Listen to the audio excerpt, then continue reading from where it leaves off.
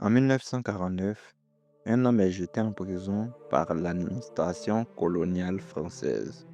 Son crime? Avoir utilisé un stylo. Pas une arme, pas une révolte armée, juste un stylo.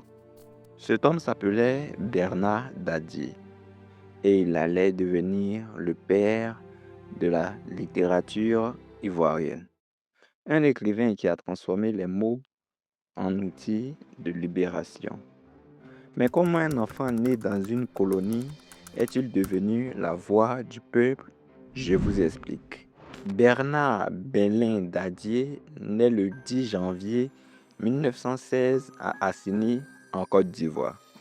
Nous sommes en pleine colonisation française. Très tôt, le jeune Dadier comprend que la domination coloniale n'est pas seulement militaire, elle est culturelle, elle est mentale.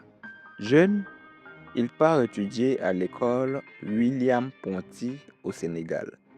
À l'époque, c'est l'élite de l'Afrique occidentale française. Mais là-bas, il découvre une vérité troublante. On forme des administrateurs africains pour servir l'Empire, pour servir la métropole. Alors, une question naît en lui. Peut-on utiliser la langue du colonisateur pour libérer son propre peuple? Dans les années 1940, Dadier commence à écrire poèmes, contes, textes engagés.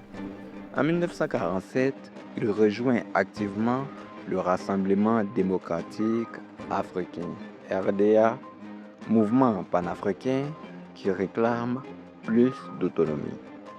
La tension monte entre le peuple et les colons.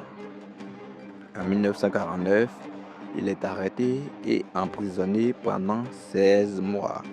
16 mois pour avoir dénoncé l'injustice coloniale.